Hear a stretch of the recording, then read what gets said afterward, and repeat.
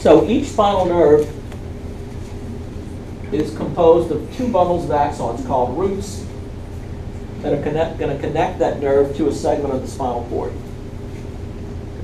We said that the dorsal root contains only sensory axons, which conduct impulses from sensory receptors in skin or muscles or internal organs to the CNS. Whereas the ventral root contains only motor axons. They may be somatic motor axons or visceral motor axons.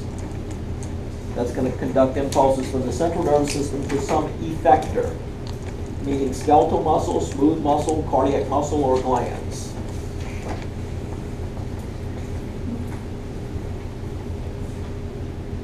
Okay.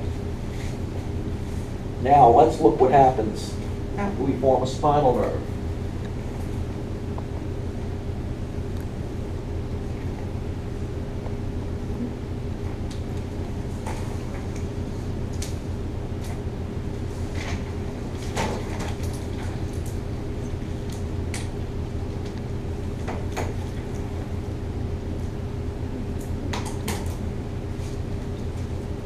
Okay, remember the spinal nerve is going to exit through an intervertebral foramen. Once it passes through the intervertebral foramen, it's going to branch again into what's called a posterior ramus and an anterior ramus. This would be the posterior ramus. And then when there's more than one, it's branching. Anterior ramus. Now you can also call the posterior ramus dorsal. You can call the anterior ramus ventral. Those directions mean the same. Okay. The posterior ramus, as it says here, is going to serve the deep muscles and skin along the dorsal surface of the trunk. Okay, so all of the back muscles, the skin along the dorsal of the back, are going to be served by axons carried by that dorsal ramus. Okay. That dorsal ramus is going to carry both motor axons and sensory axons. Whereas the anterior ramus is going to serve the muscles and structures of the upper and lower extremities, okay, as well as the skin of the lateral and ventral surfaces of the trunk.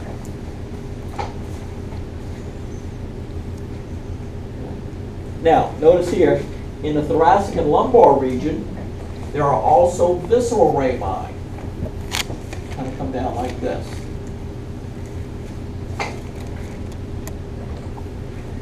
For right now, we're going to completely ignore the visceral rami. Why?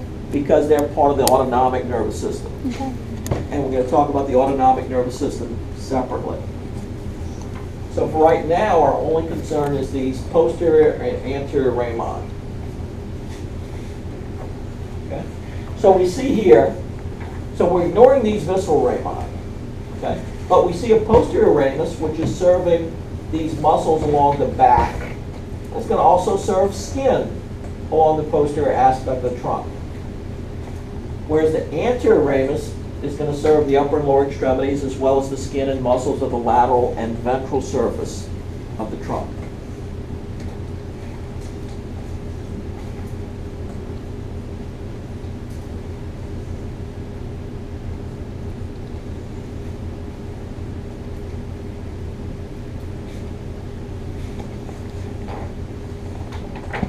Now, what we'll discuss later is that the anterior ramus, from most segments of the spinal cord, is going to join into what's called a plexus. But that's not going to be true in segments T2 through T12. In these segments, the anterior ramus does not participate in the plexus. Instead, it extends between ribs and becomes simply an intercostal nerve.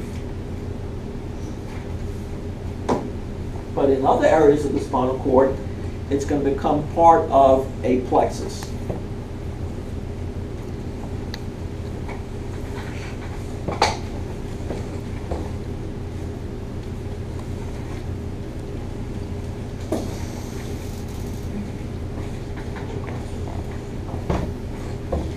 I'm going to draw a little picture here, a series of spinal cord segments. You may just want to relax because it's going to take me a few minutes to do this.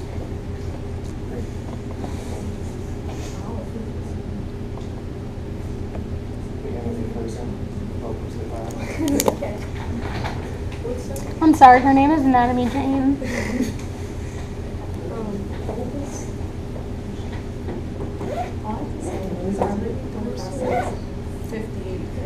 Too many emails today.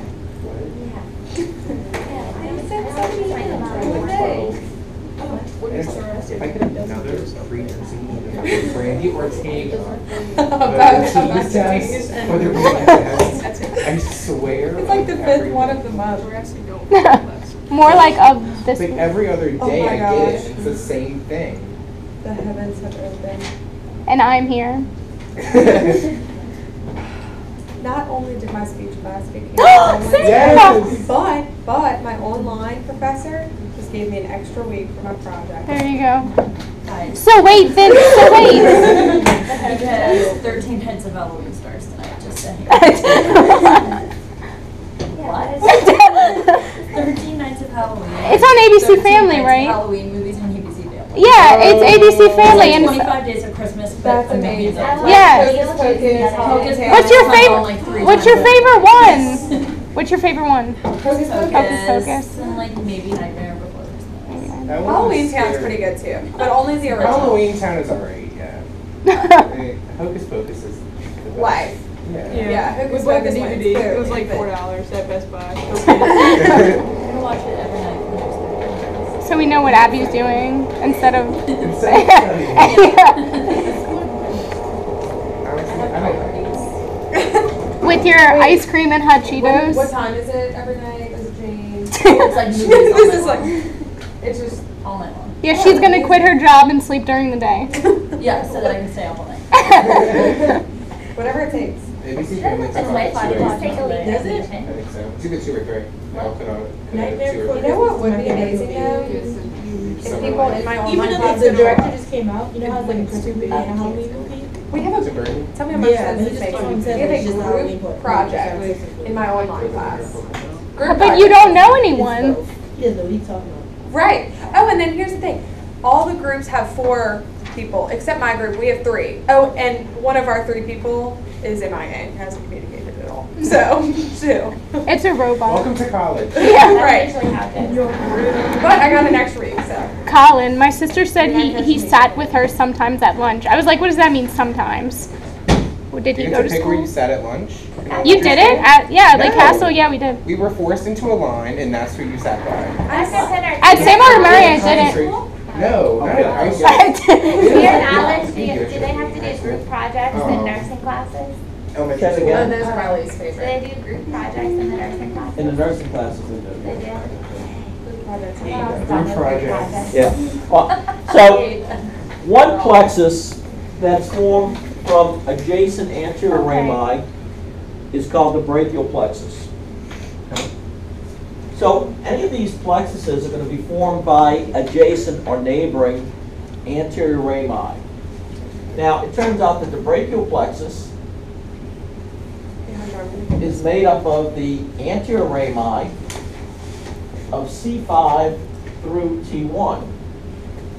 So these anterior rami are going to join together in this plexus where the axons that they carry become intermingled. And what emerges from the plexus are peripheral nerves. Now, I've drawn 3 of the peripheral nerves that emerge from the brachial plexus.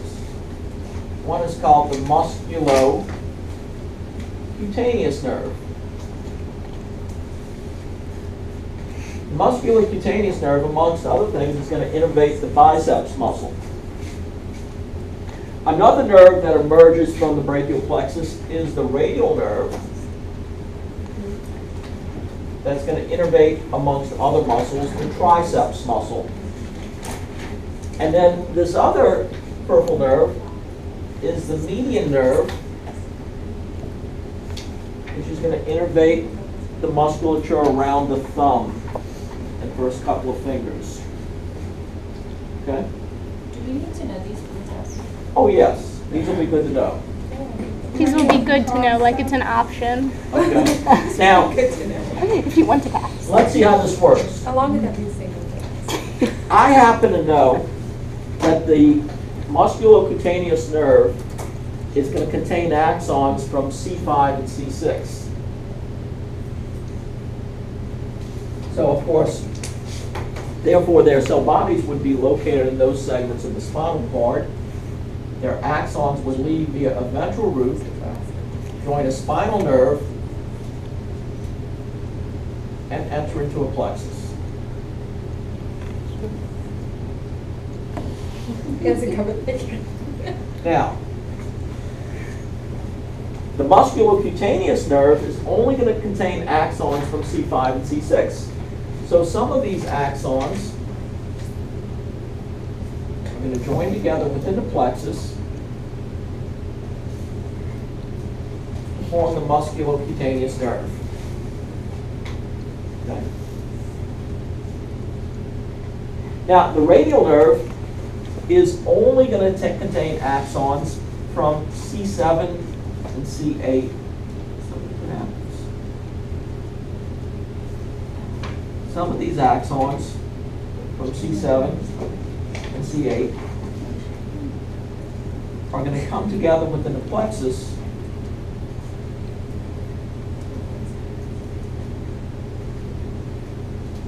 to form the radial nerve. So where does the other one from C6 go? Well, Doesn't do anything. the median nerve Just dies. is like going me to and contain axons from C6, C7, and C8. So some of these axons from C6 are going to pass down here and join the median nerve. It's like that game. Some of these axons from It's like C7 that game we played as a kid where you have to are going to join, and some of these axons from C8 are going to join. So within the plexus, there's going to be an intermingling of axons that will eventually emerge into one of the peripheral nerves that leave that plexus.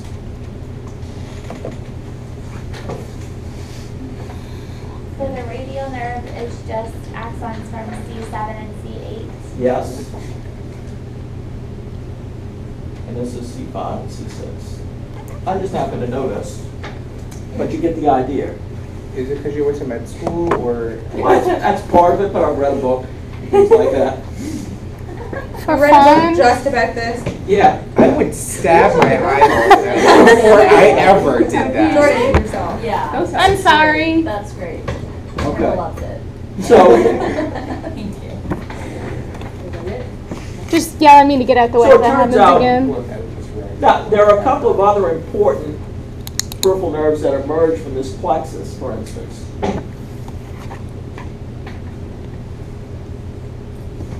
There's going to be an ulnar nerve. Okay. And one up here that I didn't talk about would be the axillary nerve. So all 5 of these peripheral nerves emerge from the brachial plexus and provide innervation to muscles in the upper extremity. So that means that if I know that these nerves emerge from the brachial plexus, it tells me that each one of these nerves carries one or more axons from either C5, 6, 7, 8, or T1. So that I can limit what axons can be potentially carried by those nerves by knowing what plexus it comes off of. And in that way, I'm good. So I know that the musculocutaneous, for instance, is going to carry axons from C5 to T1. Does it mean that it has to carry all of those axons? No. No. It's just carrying C5 and C6. Which ones do the ulnar and axillary contain? I don't memorize those. Why? Well, because there's a reason. We'll go through it later. Don't ask questions you don't want the answers to. But I kind of did. I can tell you that it's going to be C8T1 for the ulnar. C81. Okay, Okay. so we'll add that one. C8. Okay. What was the other question? So for the, Axillary. Axillary, okay. So the axillary is going to carry some of the higher ones. That's going to be C5 and C6. Okay. Okay. So the idea, though, is that these axons are going to become intermingled within the plexus so that they can reach their peripheral nerve, the one that they have to pass through, the conduit they need to pass through to reach the muscle that they provide innervation to. So for purposes of the test, you only want us to know that the brachial plexus has nerves C5 to in T1. Okay. C5 to T1. Now, as we move further, you'll learn which ones, what individual nerves that you have to know. It'll become apparent. In the next 20 minutes. You mean further today or Okay, further further for the today. next? Further today, yeah. Okay. And yeah, that will be on the Okay. So, Yeah.